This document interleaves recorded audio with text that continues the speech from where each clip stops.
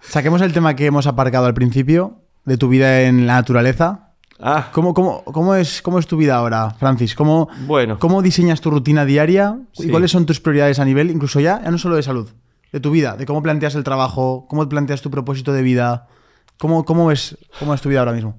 Y hace unos años, siempre mi propósito de vida fue tener tiempo libre por encima de tener dinero. Qué bueno. O tener dinero para tener tiempo libre. Entonces me enfoqué mucho en leer libros de autoayuda, finanzas, cursos de ingresos pasivos. Entonces, fui vehiculizando todos mis ingresos a invertir en activos que me den una renta, como propiedades, departamentos, sitios de finanzas, obligaciones negociables, acciones, bonos, y también en cursos online, muchos de los cuales están grabados y me generan ingresos pasivos, y también en la fabricación de herramientas de medición de antropometría, que con una página de Shopify que también genera ingresos pasivos. Entonces, básicamente esas son mis fuentes de ingresos y que me permiten vivir cómodamente. Tengo una vida muy simple, me he enfocado más en reducir gastos y que en generar más y más ingresos. ¿Cómo es un día en tu vida? O sea, Un día en mi ¿a qué hora te vida, despiertas? me fui a vivir a Bariloche, que está el borde de los Andes, enfrente del Cerro Otto. Que tenemos que ir a visitarlo, nos ha Que dicho. tienen que venir a visitar desde ya. Tienen techo y proteína en la cocina. Y aire fresco.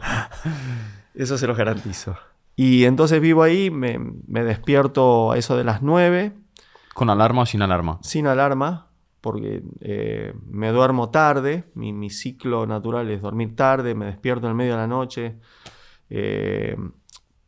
Eso, a las 9 me levanto y estoy 1 hora tomando mate, leyendo noticias, contestando mensajes. Luego desayunaré a eso de las 10. Luego haré alguna tarea o iré al supermercado o algún trámite que tenga que hacer. Y luego voy a entrenar al gimnasio a mediodía. Estoy 1 hora entrenando en el gimnasio. Regreso a casa.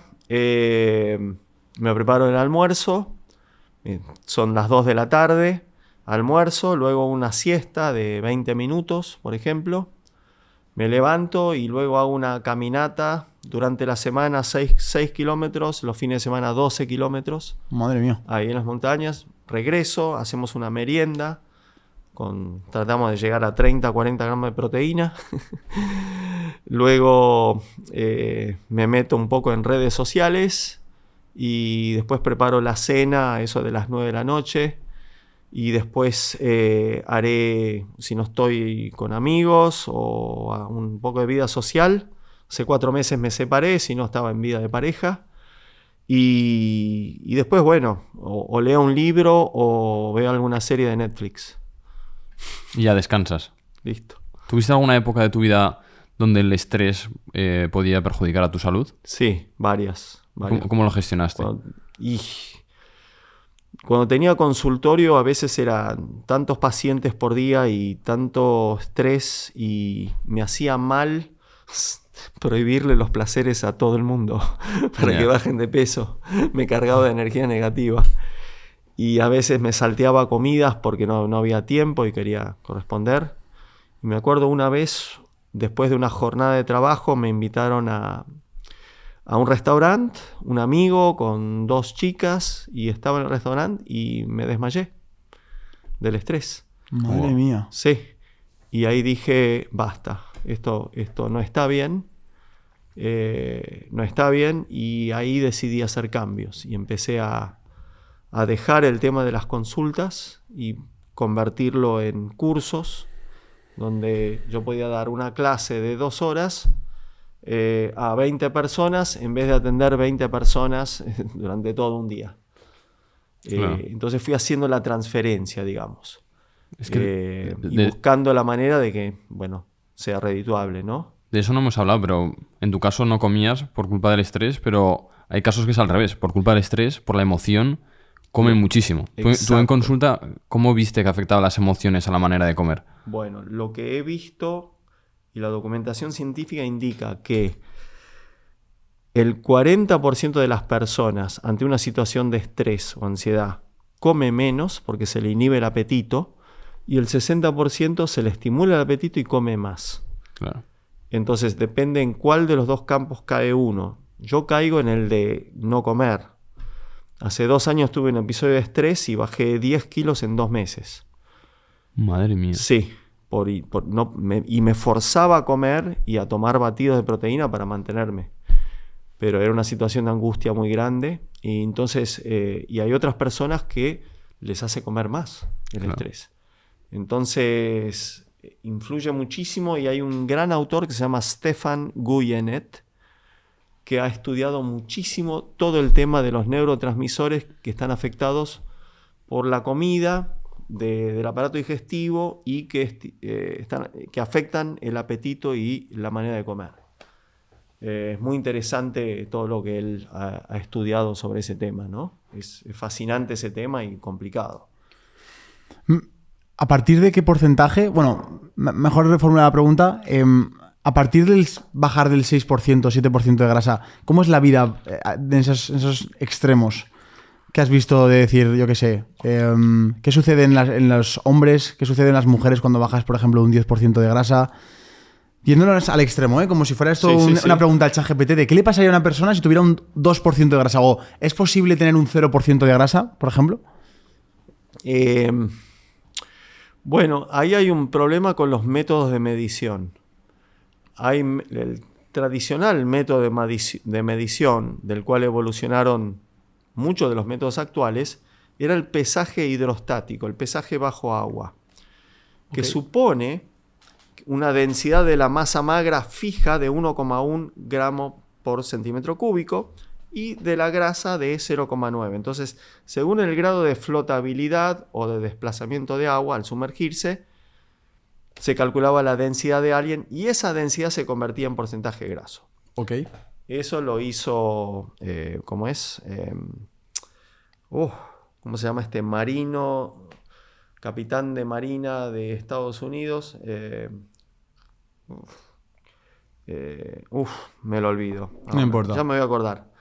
En el año 45, cuando quería evaluar soldados, reclutas para la Segunda Guerra Mundial, y todo el equipo de los Washington Redskins supuestamente tenían sobrepeso y no los admitieron en el ejército, y él dijo, bueno, el sobrepeso es músculo, tenemos que evaluar la composición corporal. Y él trabajaba con buzos tácticos, entonces desarrolló esta técnica de pesaje hidrostático para averiguar la densidad de las personas. Ahora, ¿qué pasa? Ese es lo que se consideraba el método patrón, con el cual se correlacionaron la bioimpedancia eléctrica, los pliegues de grasa, DEXA y muchas de esas tecnologías. ¿Cuál es el problema del pesaje hidrostático? Que se desarrolló con caucásicos cuya densidad era 1,1 gramo, ¿sí? Entonces, cuando se evaluaron afroamericanos que tenían una densidad de huesos mayores, la densidad era superior a 1,1. Entonces, al ser una densidad superior a 1,1, le daba porcentaje graso de menos 5, menos 4, menos 12. Y muchos 0%. Que es imposible, es biológicamente imposible. Es imposible. Es imposible. Entonces, ahí hay un problema de método. Por eso yo no uso esos métodos. Uso otro método que se llama anatómico del 5 componentes, donde no se evalúa la grasa, se evalúa el tejido adiposo. Pero bueno, sin meternos en eso, usa otra escala. Vale. Como grados centígrados y Fahrenheit. Vale. Pero sí, en términos de lo que me estás preguntando, ¿sí? Se puede bajar a un mínimo de grasa corporal, ¿está bien? Siempre queda algo, pero sí, toda la marcación se puede notar y ver. Hay gente que llega genéticamente, muchas veces llegan a eso asmáticos, que están con salbutamol, clenbuterol para el asma, y eso estimula el metabolismo. Son beta agonistas adrenérgicos que estimulan el metabolismo. Ah, que Sí. ¿Es clenbuterol? Claro, el clenbuterol que dio positivo el ciclista español.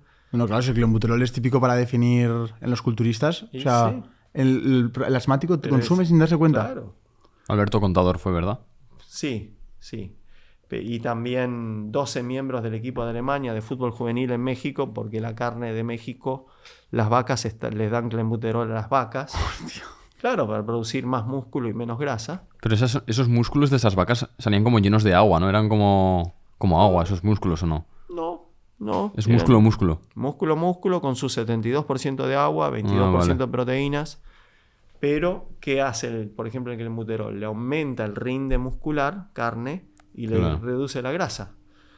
Entonces es un fármaco muy buscado y obviamente prohibido en el Comité Olímpico. Y se ha documentado que gente que come esa carne puede dar positivo a clenbuterol.